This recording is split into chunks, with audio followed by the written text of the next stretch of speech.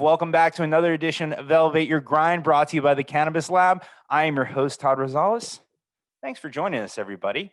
We love doing this show. Everything's been great. We premiered our cannabis beverage panel earlier today. So if you hadn't had a chance to check that out, you can find it in two places, facebook.com/cannabis group, as well as our YouTube page, youtube.com/elevate your grind.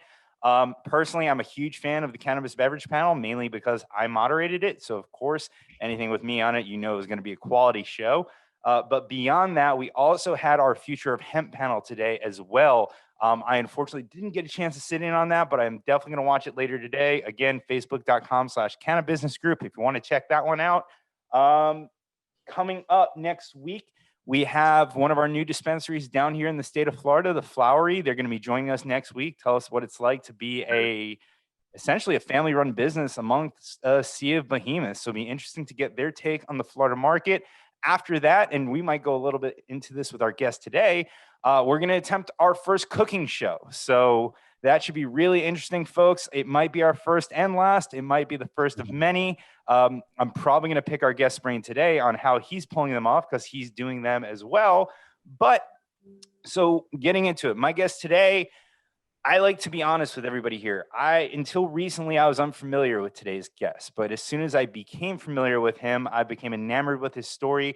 I came across him when I was doing my due diligence for the Steve D'Angelo interview, and it happened to be the episode of Radio Free Cannabis that I watched. Listened to his story, loved it. Actually got to speak to him outside and talk to him before this.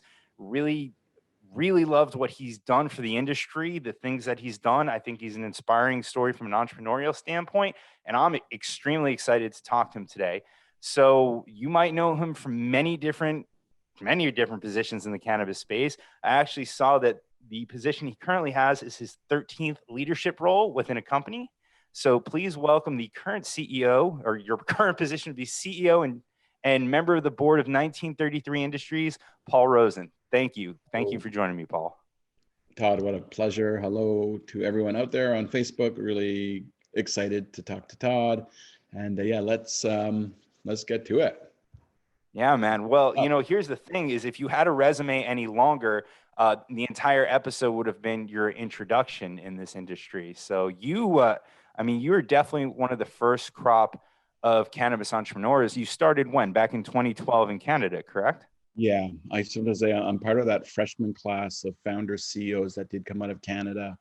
And yeah, I was always a cannabis enthusiast, but until Canada started taking these dramatic and even inspiring steps towards legalization and licensed cultivation, you know, there was no way to participate in the cannabis economy other than, in my case, being a customer. So I wasn't going to be, you know, dealing, no disrespect. I have many friends who were dealers. That's where I would get my product prior to legalization. But I was an attorney by training, practiced law for a while, and have been for all of my career a self-funded private entrepreneur working in unrelated industries to the cannabis industry. But when Canada began its initial overtures to what Canada is now, you know, I was an entrepreneur, and I really felt like others did, that something incredible was going to happen. Didn't know exactly what it was, didn't know on what timeline, but I guess entrepreneurs have an instinct. Sometimes that instinct is favorable, sometimes it might get them in trouble. You know, we're risk hungry for new ventures, and I jumped into the industry in 2012 without a clear game plan. I just knew that this was going to be a thing and that I wanted to be a part of it. And because I had been a cannabis user for most of my adult life, I felt comfortable in the industry.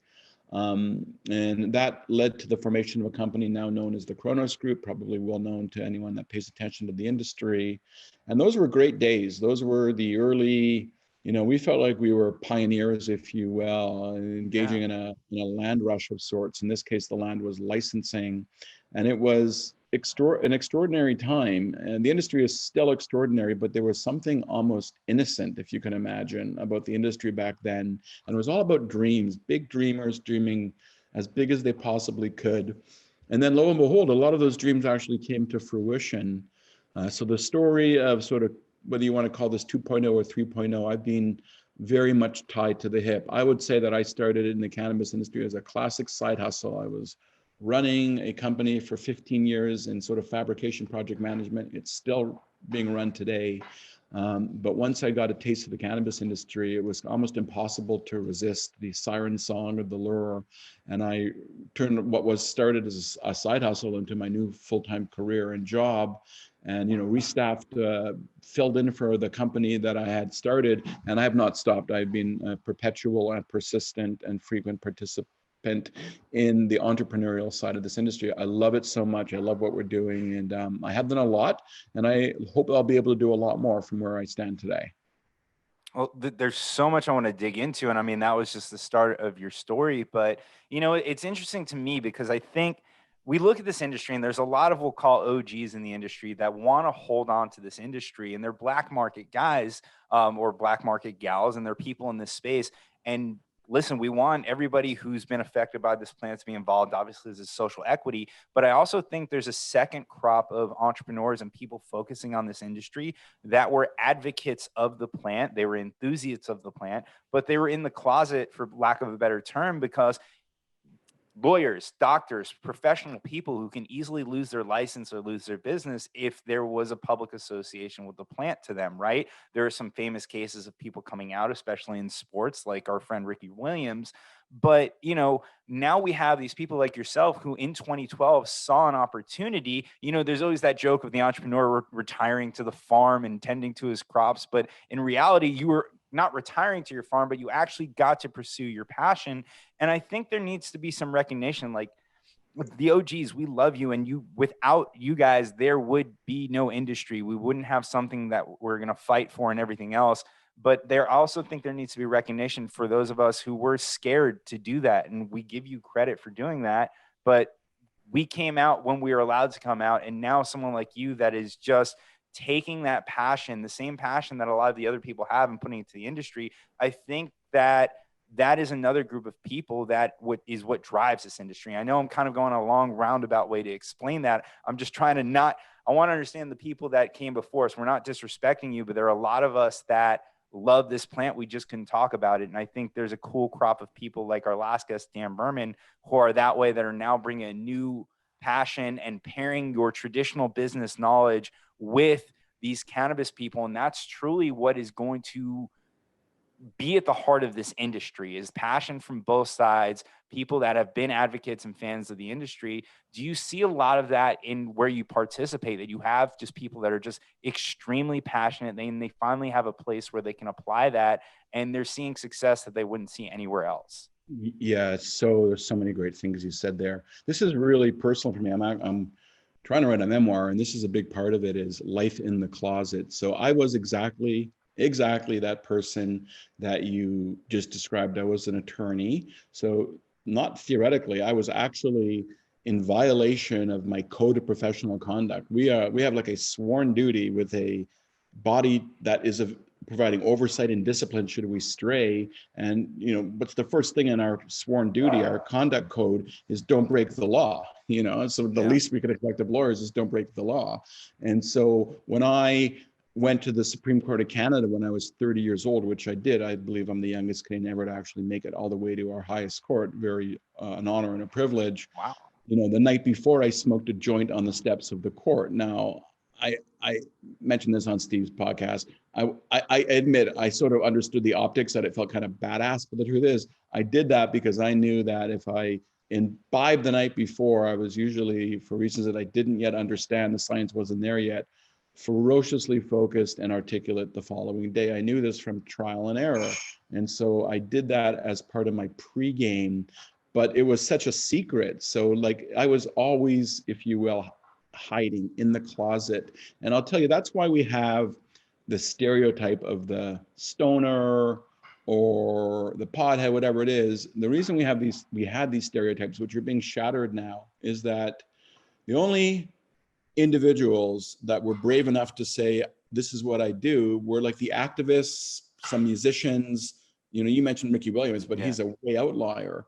And so it's not unlike what happened in the LGBTQ plus community. For a long time, when we thought about, you know, a homosexual, and I was born in 1963, the only thing we saw was what was showed to us from the people brave enough to put their hand up, which was an artist, maybe like a Truman Capote, a feminine artist, or a muscular version, you know, Chops, the Village People, if you will, Pride Parade. And we thought that was the whole community, because everyone else that was in the community and across any strata of society couldn't take the risk, the social, economic, reputational, and possible legal risk. Now, once we socialized and made what should have always been permissible, today, if I said, you know, what comes to mind when you think of a homosexual, gay person? Anybody.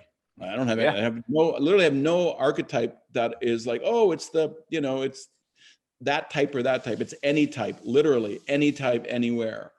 Same thing with cannabis. That stereotype was kind of fun for Hollywood. You know, you could get the Pineapple Express movies and the Cheech and Chong movies, and even like Spicoli at Fast Times. And this was like, this is what you got. But I was not that person. I went to a fierce law school. I had a very challenging, productive, but demanding legal career.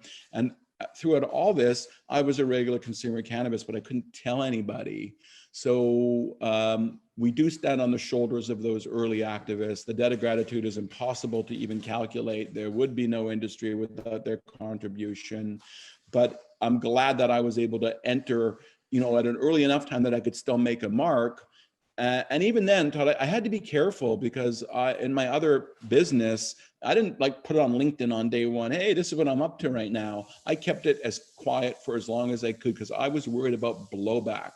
I had customers in America from my non-cannabis business that would have boycott me once it came out. So it wasn't like I was being paranoid, but it's, you know, you don't have to be a cannabis enthusiast to be a cannabis entrepreneur or an executive, but it sure helps. You know, I don't know how much I would I would think differently about Starbucks if Howard Schultz hated coffee. I'm not saying it couldn't be a great company, but I kind of scratch my head how it could be. So I always felt that I was, you know, not a carpetbagger, not a tourist. I was comfortable in the grow room. I was also comfortable in the boardroom because it came from a professional background. But, you know, we need a whole quilt of different types of personality for this industry to actually achieve more than just making money. I know there's a lot to that, and I've been a part of companies that have gone on to great outcomes, but it takes a village to rage this industry, and we got to create, and we're not there yet, the conditions where anyone and everyone can feel free to participate, and that we get rid of as much as possible gatekeepers that are preventing participation. And the more people that put their hand up and say, you know, that's me too, the more we will socialize this industry with those forces that still oppose us, and the more we will accelerate sensible cannabis reform, which is in the best interest of all the communities where cannabis can either be a, you know, gray market, black market, non-taxable, non-quality assured, non-authenticated, buyer beware industry, or a legitimate above ground industry, adding value, adding taxes, giving good jobs, providing essential medicine, you know, making people happy. So I obviously vote for the latter. And we're not all the way there yet, but it's a lot less controversial. Now in 2020, I'm actually don't tell people what I do, because I feel like everyone's in the cannabis industry. It used to be kind of cool in 2014 when I would be at a dinner party. I would say, oh, I'm in the pot industry. It'd be like, I would suck up all the oxygen. Now I'm like, I don't want to talk about it, because I bet you're in it and you're in it and you're in it. It's kind of like liking a band before they were popular. Now everyone loves that band, and I'm like, oh, I only like the early stuff. Yeah, I'm starting to see some cannabis people start going into the psychedelic industry. I'm like, oh, you guys are ready for the next band already. So I see the point that you're making. It's kind of like, you're seeing a lot of the same participants that did well in early cannabis see the psychedelic industry as a repeat, rinse and lather kind of thing, even though they're somewhat similar, somewhat different. But isn't that amazing how quickly that we're like, you know, to me, cannabis was the battering ram that began to knock down, you know, doors. And now it's fermented a whole new sort of era of destigmatizing plant-based medication and relooking at some ancient traditions, medicines, whether it's ayahuasca or psilocybin or cannabis.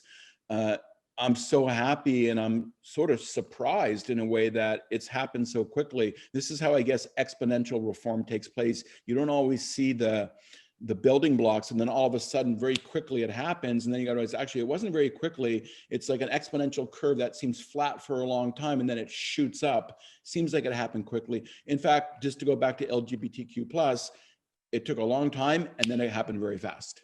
Yeah. And the world just changed quickly. So information moves quickly right now. Attitudes are changing. And I think cannabis, these things are all part of the same zeitgeist of our culture, which is to, live in a more perfect world despite all the challenges around that. You bring up a very interesting point, right? That plant-based medicine and these natural remedies is what people have been doing forever. It's funny, at some point I don't want to say we let pharmaceutical companies take over, but pharmaceuticals improved upon a lot of the interesting and different practices that were done throughout history. But for some reason, we decided to just abandon those and just look at modern day pharmaceuticals. And that's how we're treating people. Obviously, two different healthcare systems, Canada and the US. Ours is a lot crazier, but it's interesting. I always find this very interesting to me that cannabis did make its way to being a Schedule I drug because and it's such a big argument right now because so many pharmaceuticals derive originally from natural treatments, right? Now, obviously, I'm glad we don't let people, we don't drain people's bloods or use leeches or anything else like that anymore. But you would think that there would be, especially now on the food side, and there is such a wellness movement, at least in this country, and I assume that it's in Canada as well too, that and actually it's funny, I got this from reading an article with you on Pantry, and we can get into that in a second. But there is this whole wellness movement, this whole organic, grass-fed, everything natural, eating whole foods and everything else, that if we're going to do that from a food standpoint, why that wouldn't permeate into wellness and medicine, right? That why we're not looking, you look at a bag of vitamins and why is it not just plant-based supplements, right? Why are we not looking at cannabis and psychedelics for that matter for deeper medical treatments when that's where all these treatments that come in a pill form today stem from, right? And that always blows my mind that we can't just kind of associate back to the past and say, well, it used to work that way. What were the side effects? We can kind of look to different books and everything else and kind of interpret what that is, but we can see that they were used and they were used well. So that always blows my mind that we've ended up in this space where somewhere, I don't know, maybe in the 1900s, it took over where chemistry became the norm for fixing your body. Yeah, we didn't abandon, they banned it. They being the government in partnership with their corporate interests. So cannabis was a regular pharmaceutical compound. If you could go back and find vintage cannabis bottles from all the major pharma companies 100 years ago, Glaxo or Merck or who was, these were, you see them in museums. Same thing. Psychedelics were able to be legally possessed and researched until the 1960s when the counterculture freaked out the establishment and created a moratorium. So my view is that, there are monopolistic or oligopolistic forces that have aligned against a return to nature, if you will, because their business model is threatened by the cannabis plant or is threatened by psilocybin, because here you have a natural, cheap, inexpensive grown generic product that really can't be IP'd too much right now. And it's effective for so many conditions that synthetic pharmaceutical formulations treat. And it's insane to me that we have, like now that we start to see the cannabis plant as essentially an item of technology capable of just breathtaking medical breakthroughs, and we're just getting going.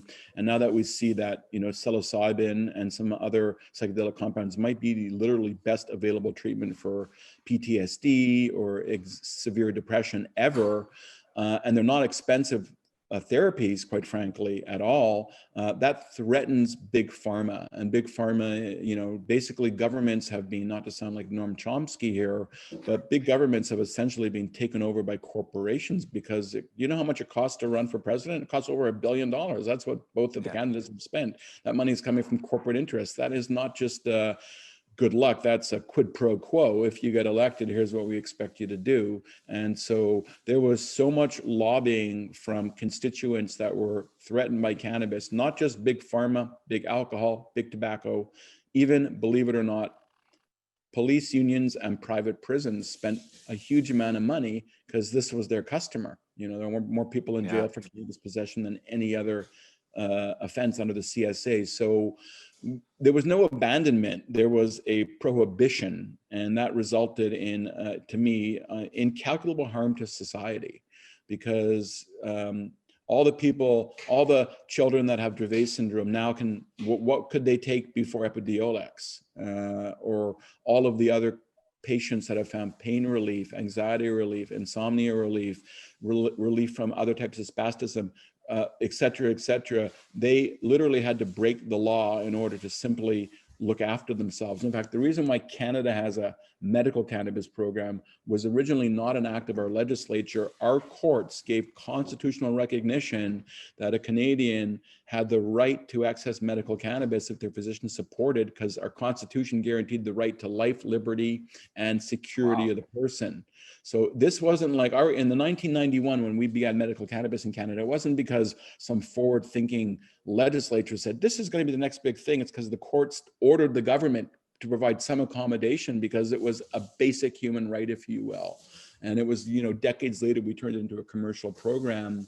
So it's a good world we're in right now. And I think that we've reached a tipping point where there's no going back. We're going to remove all these prohibitions and moratoriums, and we're going to find out that these plants, these natural compounds, are breathtaking in their scope to ameliorate all sorts of conditions that affect humans right now.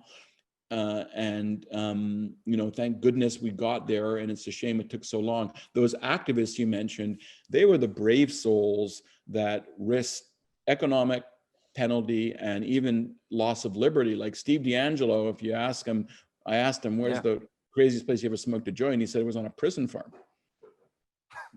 Yeah, so that's the world that he came out of. So, I mean, those are our heroes, people like Steve, not just Steve. They're amongst our heroes.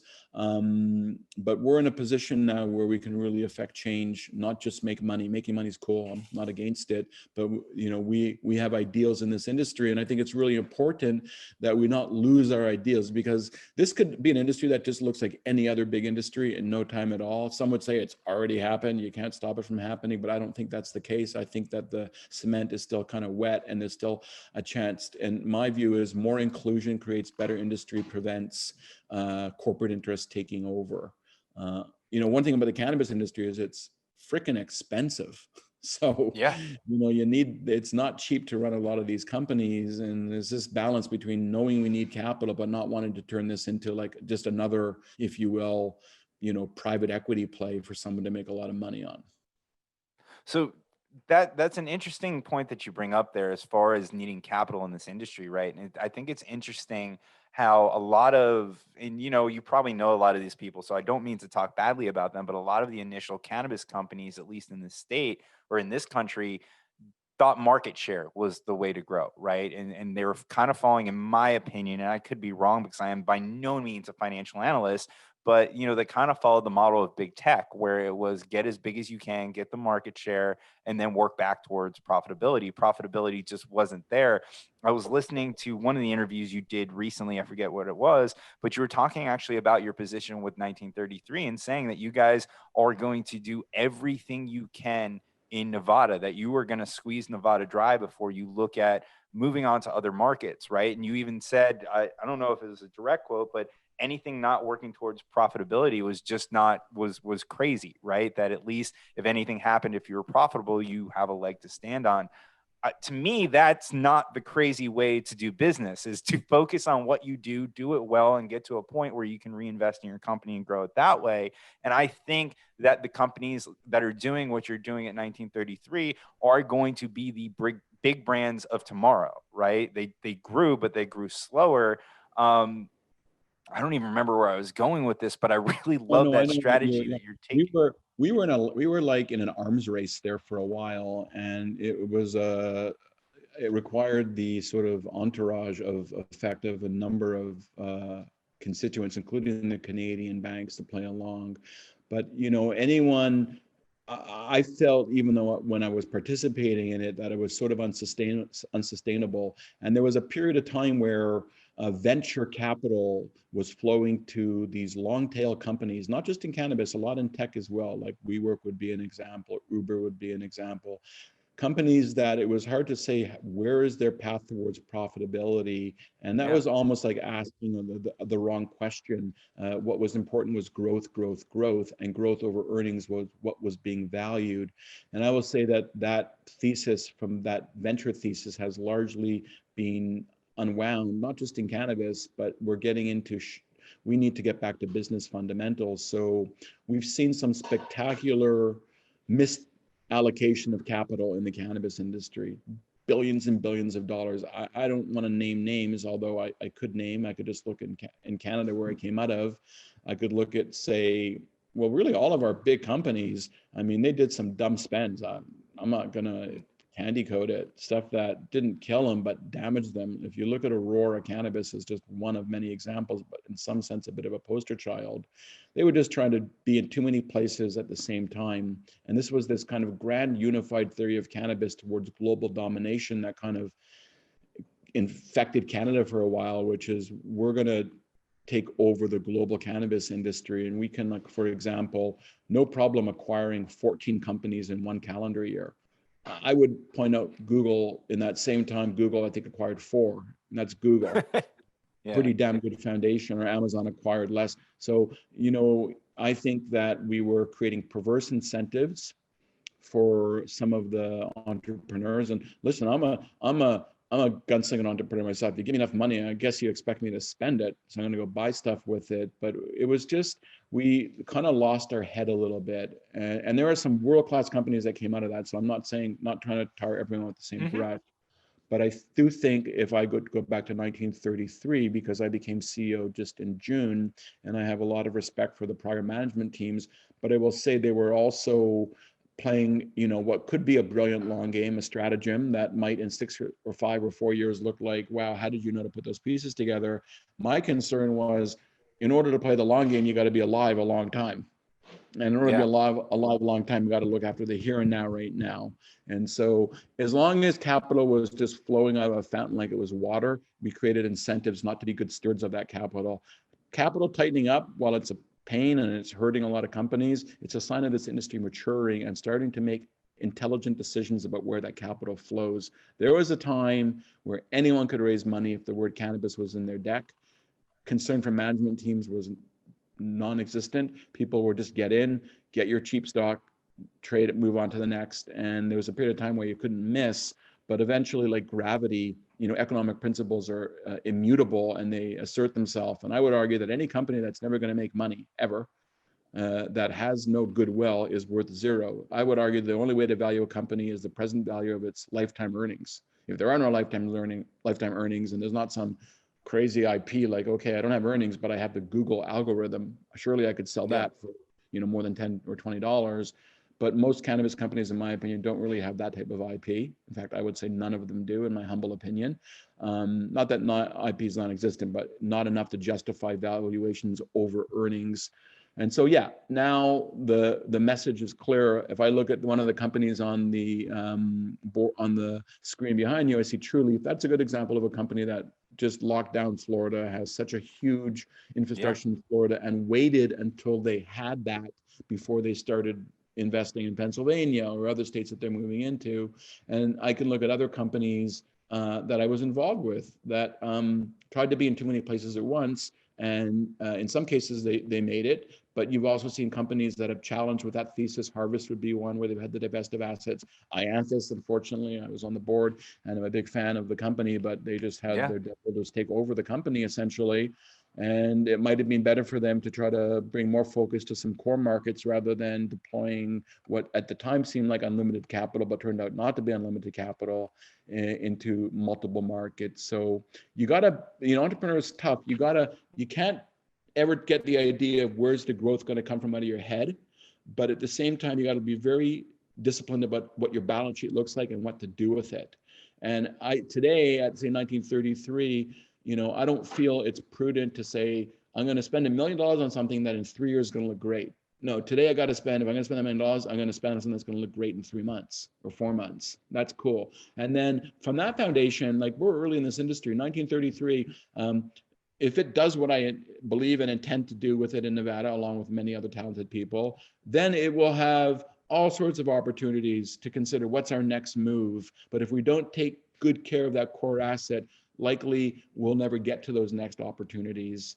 And so I think we went through this period of time where volume over quality became a mantra, and now we got to go back to quality.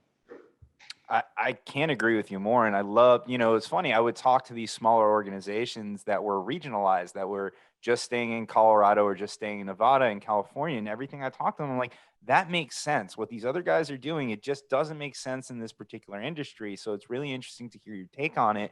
I want to ask you how, I know that you were an investor and a strategic advisor in 1933, but you are so involved in the cannabis space. You've had, obviously a few successful exits. You've got Global Go.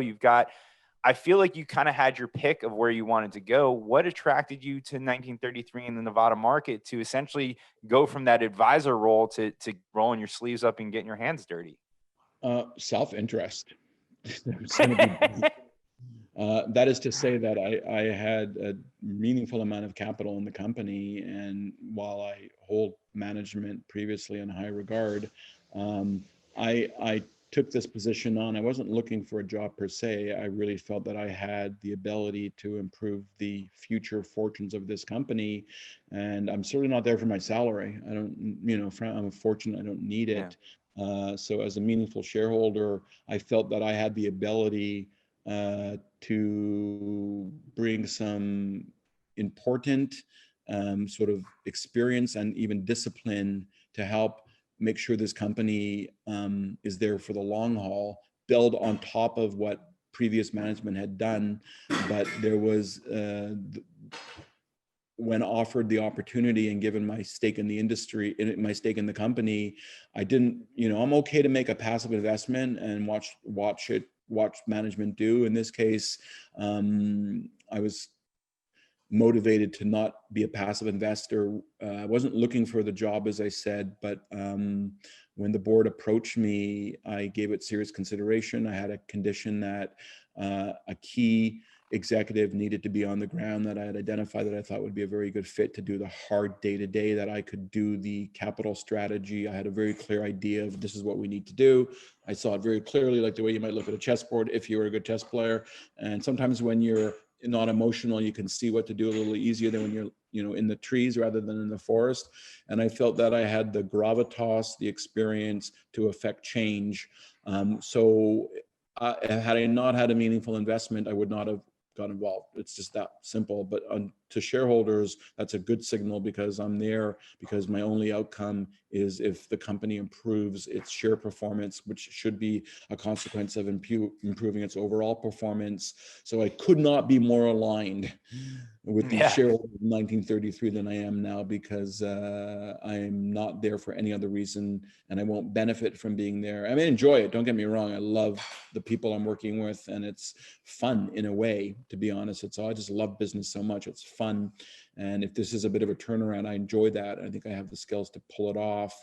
But I'm doing it because I do believe that it's in the best interest of all the shareholders, and all the shareholders should know that my only incentive, my only way to get a positive outcome from here is if I help you get a positive outcome as well. So that's the key, is that we have perfect alignment. When your own money's involved, you're always a discipline. I've spent other people's money as a fiduciary running companies, and I take that oath and that responsibility, with the most gravity possible.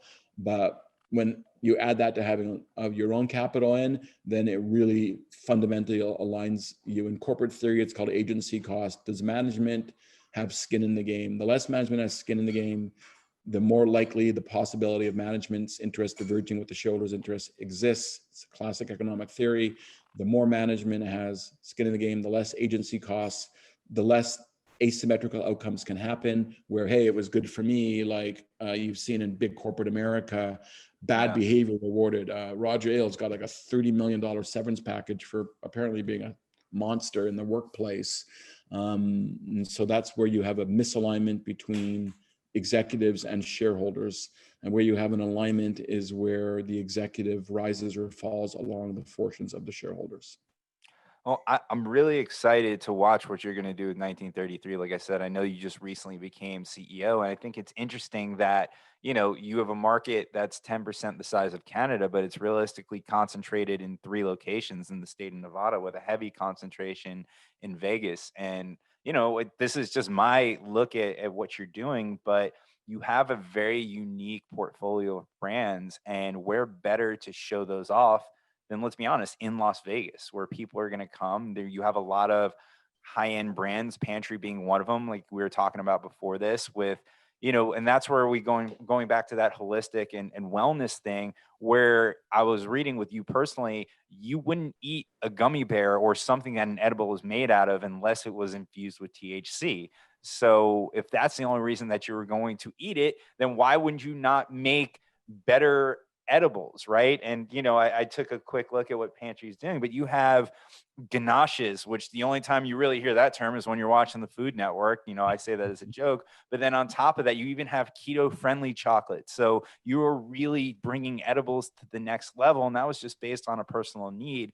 I look at the edibles market, and if this was in California, maybe it wouldn't be perceived as well because you just get put into the dispensary networks with the bud tenders that are pushing high THC product.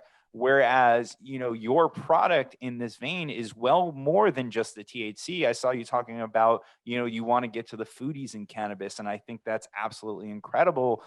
Tell us a little bit more about Pantry, because I'm very intrigued, especially, we talked about the fact that I was looking to do a cooking show here in about 2 weeks, and you guys are doing real cooking shows with real New York chefs for ArcView.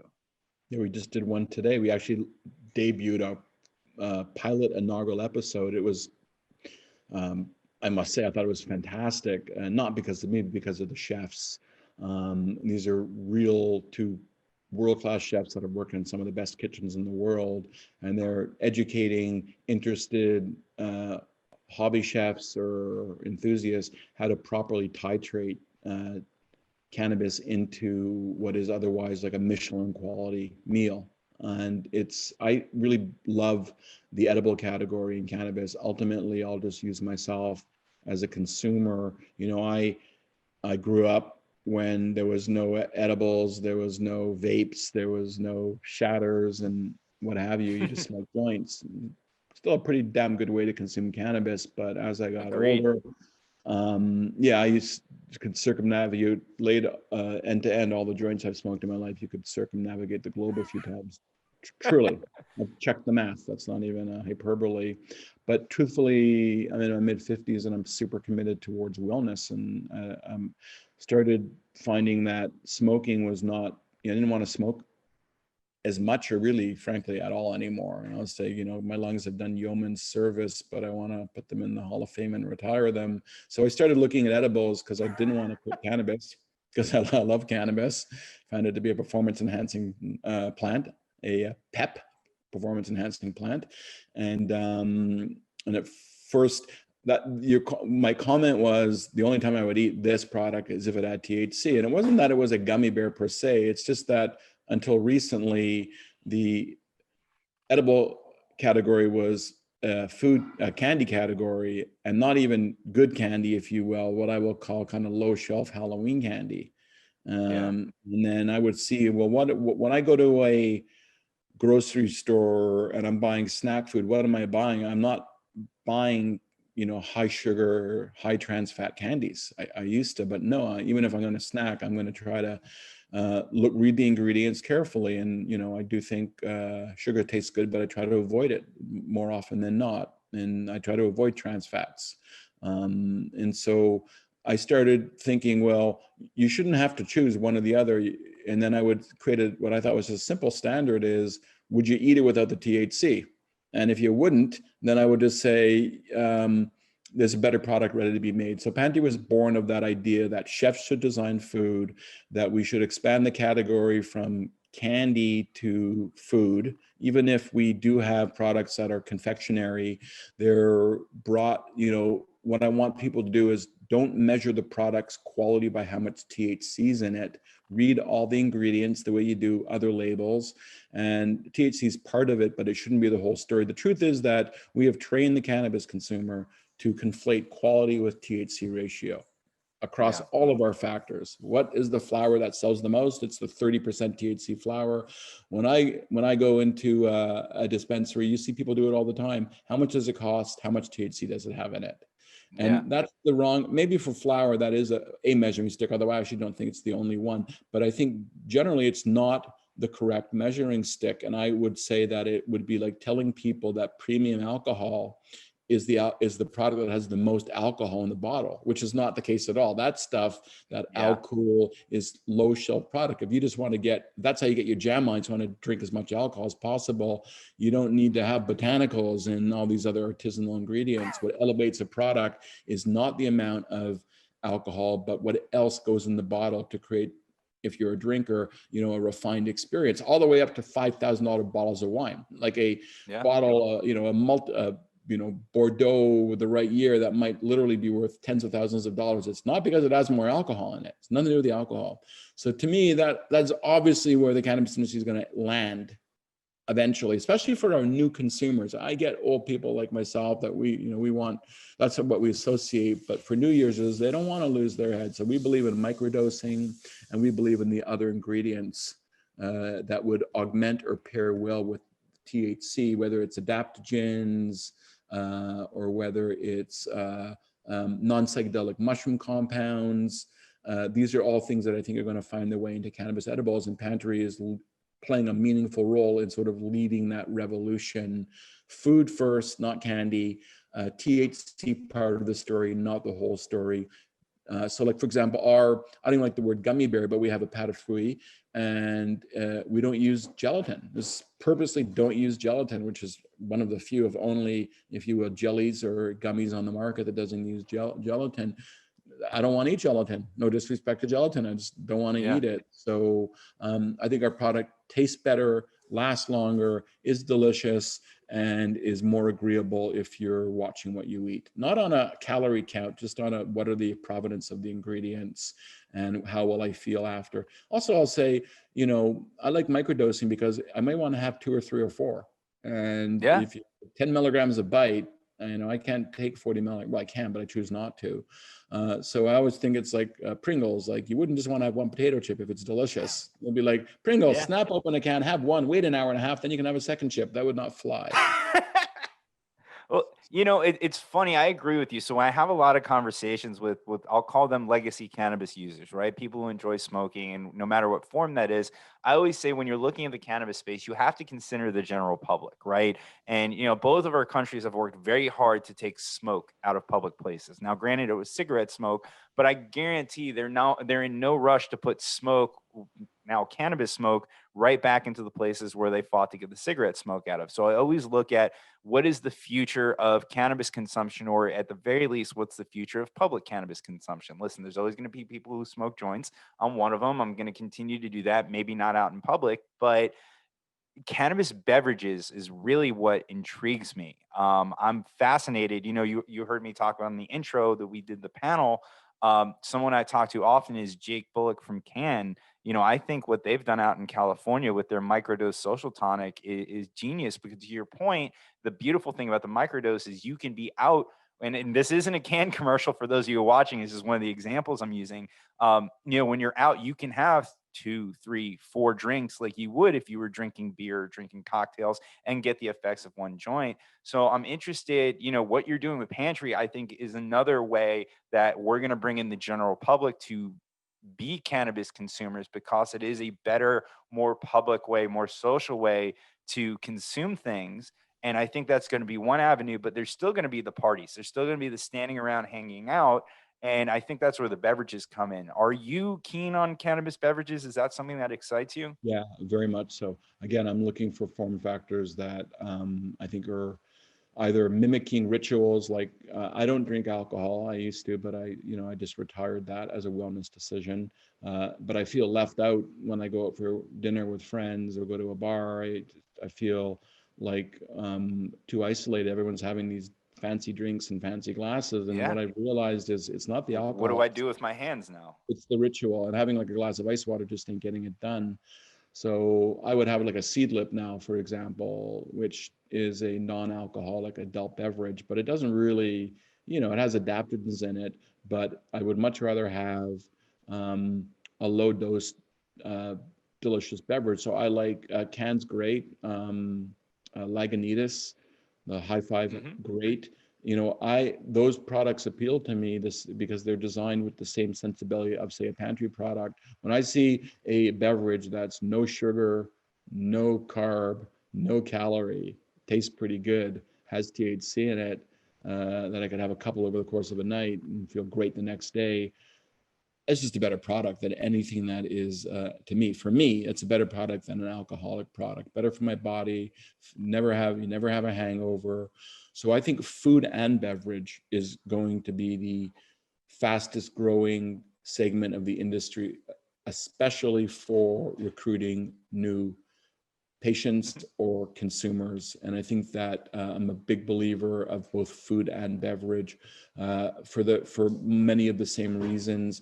I think Pantry will eventually, hopefully, launch a beverage product as well. We're working on it right now because I think it fits very well in. Ours will be a pantry beverage product that reflects sort of the flavors that we like. And, we'll have a chef for the food, a mixologist for the beverages. But yeah, that's where I think you're going to see a lot of growth in our industry. Right now, if you look at the consumption stack in cannabis, you'll see that good old-fashioned flower, which is never going to go out of vogue completely, is probably like 35% of the industry of consumption. And then we'll say that like concentrates the whole gamut from like vapes to shatters and ice and sauce and all that stuff, diamond, whatever. That's 35-ish%, and then maybe between the two of them, depending on the state, that's somewhere between 70 to up to 75%. Then the remainder is all novel form factors. It could just be tinctures, it could be topicals, it could be food, it could be beverage. I predict that we're going to see, as new customers come in, we'll see that 20 to 25% segment increase in overall market share. And I think it'll get to about half of all consumption. Because eventually the older grew up on flower, love flower, that's going to eventually retire itself. There will always be flower. People love it. Yeah. I enjoy it when I do it. But I do think that the overall momentum of our culture is away from all forms of smoking. And I never liked vaping because I just didn't trust it. That was all before the vitamin C acetate. To me, there was like, at least if I smoked a joint, no hidden parts. I mean, okay, it's possible if it's tested, so I know there's no pesticides, no E. coli, no salmonella, and I use like a good hemp-based paper. More or less what you see is what you get. But vapes always scared me because I was like, where does the hardware come from? And how do I, and I would find that they would irritate my, like in a weird way, they would irritate me. Some people swear by them. I never really felt comfortable with them. But I feel with edibles, once I learned titration, I became my preferred form factor. Very cool. No, this is all exciting. And I know both of us have families that are waiting for us to join them for dinner. So we've talked about the things that you've done. Let's look forward thinking here, right? I kind of heard you talk about this on another, which by the way, it's like 3 different shows that you've done so far. And I'm the last thing between you and dinner. So thank you for doing this. I'm sick of my own beats at this point today. But you're making it fun and easy, so I could keep going. So looking forward, you participate in the Canadian market, you're still participating, you're in the US market now. It's funny when we talk about the cannabis space, we talk about the adult use or the rec side mostly, but reality, I think someone like you and someone like me that is in this space, what we're most excited about is the future. And, I think you might have mentioned this, or if not, I believe that you feel this way, that the adult use might have just been what you just said, is really going to be a very small part of the market when it reaches maturity or going forward. And realistically, the cannabis industry should kind of filter into every other industry, right? But I'm excited looking forward that we have the medical side of it, the wellness side of it, and then the industrial hemp side of it as well too. I think the possibilities in this industry are absolutely incredible. The last show that you were on, the Benzinga show, they asked you about specifically with this election, right? I think there's so much more than just this election, as big as it is, that what excites you about the future, and what do you think it's going to take for us to get there? Right now, the US has a very segregated market. Every state, you kind of operate within your own state. If you want to expand, it's typically either deploying more assets in that state and building your company out there, or doing a licensing deal, are we going to be able to develop a nice functioning cannabis industry here in the States if we don't start crossing borders of the states? And, you had mentioned also, I guess this is a lot more than one question, but that right now Canada is kind of leading on a global scale, that the US has the opportunity to do so. Do you think that's going to happen? Give me your prediction for the future, Yeah, maybe it's next better 5-10 years. for the sake of. So what I want to see happen is every citizen on earth, regardless of where they live, having access to legal cannabis without any risk to their liberty or their economic security or their reputation. That's what excites me. I'm super involved in, I'll call the global cannabis industry. Global Go, the company that I'm the executive chairman of, not for nothing, opened up offices in Johannesburg, South Africa, Zurich, Switzerland, in Cyprus, in Mexico City, in Bogota, Colombia. These are our staffed offices with our local partners. We just added Ecuador because cannabis is going global, and it's like a series of dominoes. As each successive domino falls, it creates the conditions. So that's what I'm playing for. Is I want to be a participant in this global reform movement that is being expressed through both business and public health. As to Canada v. United States, I've said many times that Canada has been the heavyweight champion of the industry globally for the last several years, and in large part that's true. It's also in large part because we have had capital markets and public markets that have allowed companies from all over the world to list. So all the big US MSOs, without any exception, if they're plant touching, list in Canada. They can't list in the US exchanges yet. Most of the money for the cannabis industry has come out of Canada. That alone is unsustainable if the industry is going to reach, terminal velocity, if you will. So we need the United States to be that huge lever to activate change on a global level. And we're all waiting. The US, I will say that they're not their only corrupt forces are stopping what should be sensible reform on a national level. I could tell you all the reasons why America or any other country should get over their paranoia, anxiety, and neuroses and just open the door wide, because we can see when you do, as long as you have some regulation, you have improved outcomes across all stakeholders. Patients and consumers are better served, taxpayers are better served, employees are better served. Like, working in an unregulated underground industry doesn't really serve anyone's interest other than the operator. People that work there don't have the same protections they would have if it was a legitimate workplace. The government doesn't get any tax money, and patients and consumers really are buyer beware. So the US is when it resolves this dichotomy between federal law and the 33 states, soon to be close to 40, I believe, that are going to have either recreational or medical, it's going to take its rightful place sort of at the top of the podium for a while, as it should. It has some of the healthiest capital markets in the world. It has the most sophisticated free market enterprise in the world, and it should be a dominant force in global cannabis.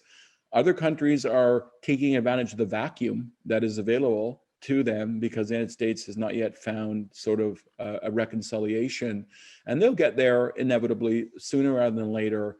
So what I don't want to, as a nationalist, I'm proud to see Canada taking, it's like hockey and cannabis. These are the things we do really well on a global basis. Very proud of both, but we need to grow our game, if you will. And growing our game, if the industry is going to, when it reaches peak size, you can be sure it won't be all be coming out of Canada. It can't be. It just can't be. So the Europe, US, Southeast Asia, Africa, we need a global response. And there are people living in countries that are still being persecuted, prosecuted, or oppressed simply because they're trying to get access to something that we celebrate. Even in America, as you know, there's just an untold amount of people in prison. So, we as a Canadian, I can't wait for the US to resolve itself, because I see that as huge development for the industry, and it helps. If it's an all boats rising tide phenomenon, which it will be, I support it. I don't see it as, I'm afraid of the competition. Mostly I work in the States, I should say, but I see it as a huge signal to the world that the water's warm, come on in. And we will see, I predict, with only a tiny amount of exceptions, every country in the world embracing at least a medical cannabis program before the end of this current decade. Every country, I would say. You have been right about previous predictions. I hope you're right about this one. And I'm very glad that this industry pulled you out of being a practicing attorney and that we have you now. It's been a pleasure to speak to you. I've enjoyed getting to know you. Hopefully we'll have many more conversations. Before I let you go, any websites, contact information, anything you want to get out there? About it, it's that type of self-promotion. Well, anyone that wants to visit 1933, I believe it's 1933industries.com. Anyone that wants to visit Pantry, it's pantryfoodco.com, and Instagram is really where to find the best stuff on Pantry. And Global Go is globalgo.consult, I believe. Hey, my email address, that anyone wants to reach out to me, ask me a question. I love to mentor entrepreneurs. I love to talk shop. Is paulrosen44@gmail.com. Try to respond to everybody. I really am a huge believer in mentorship for this industry. Try to do it every day. So anyone that's interested and wants to have a dialogue with me, my door is usually open with a bit of scheduling. Send me an email and I look forward to talking with you then. And Todd, thank you so much. This is a wonderful platform you have created, and you're a congenial and pleasant host. I've really enjoyed getting to know you a bit better on the podcast today. Well, thank you very much. That means a lot to me coming from someone like yourself. And folks, send him an email. I mean, it was a cold message. So even if you want to have that conversation recorded on the internet, apparently that's fair game. So I've said it on stage many times. Here's how to contact me. Good things happen Beautiful. When you open the door. I agree. Well, thank you very much, Paul. Thank you, everybody at home, for watching. I hope you enjoyed this episode. For those of you who missed it, just catch the end. In about 2 weeks, it'll be on our YouTube at youtube.com/elevateyourgrind. That's where all of our video library is. Join us next week. We're taking Tuesday off because of the election, but we'll be here on Wednesday with the folks from the Flowery. I'm really excited to talk to them and figure out how they're navigating the waters in Florida. It's been another episode of Elevate Your Grind, folks. We're out.